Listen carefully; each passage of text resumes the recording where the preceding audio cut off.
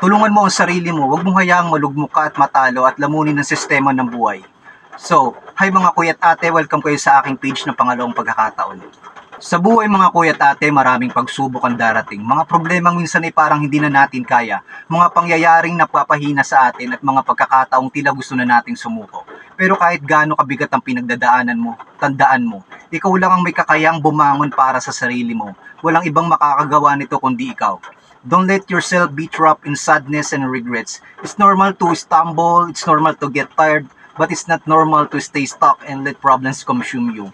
Hindi mo kailangan maging perpekto, hindi mo kailangan laging malakas, pero kailangan mong subukang bumangon sa bawat pagbagsak. Alam niyo po mga kuya at ate, maraming taong sasabing tutulungan ka.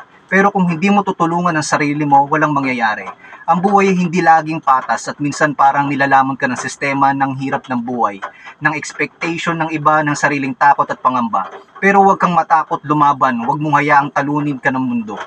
Mahalagang matutunan natin kung paano tulungan ang sarili natin. Hindi natin dapat hayaang lamunin tayo ng mga problema o mabibigat na pagsubok na dumarating sa araw-araw. Bagamat minsan ay nakakapagod at tila gusto na lamang nating sumuko, kailangan pa rin nating magsumikap at magpakatatag.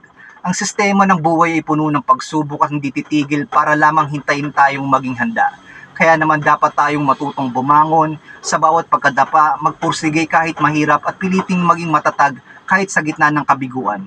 Hindi natin dapat iasa sa iba ang ating tagumpay o kaligtasan. Tayo mismo ang dapat kumilos, magdesisyon at gumawa ng paraan upang makamit natin ang mas mabuting buhay. Sa bawat takbang na ginagawa natin para sa ating sarili, dahan-dahan nating hinuhubog ang ating kinabukasan. Kaya tandaan natin, sa mundong puno ng pagsubok at pagbabago, ang tunay na kakampi natin ay ang ating sariling tapang at pagpupursige. When we learn to help ourselves, we also gradually understand that every hardship we go through has a reason.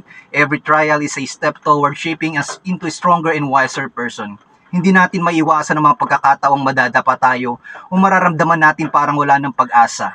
Ngunit sa mga sandaling iyon, lalong mahalaga na maniwala tayo sa ating sariling kakayahan.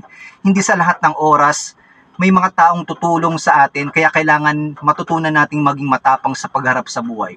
Ang pagtulong sa sarili ay hindi lamang nangangahulog ang pagsusumikap, kundi pati na rin sa pag-aalaga sa sariling damdamin at isipan.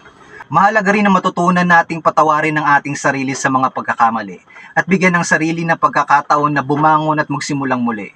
Mga kuya at ate, sa paglalakbay ng buhay may mga unos na dumarating, mga pagsubok na tila kay bigat pasanin, minsan tayo'y nadadapa, naliligaw, subalit sa bawat pagluwa, may binhi ng pag-asa ang sumisibol.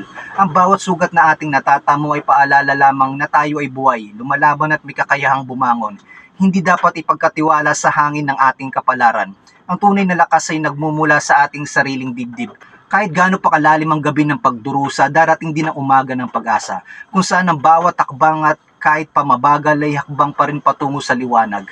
Tayo ang gagawa ng ating sariling bukas, hindi ang unos ang magtatakda ng ating wakas, kundi ang ating pagpili na bumangon, magmahal at magpatuloy kahit sugatan ng mga pakpak.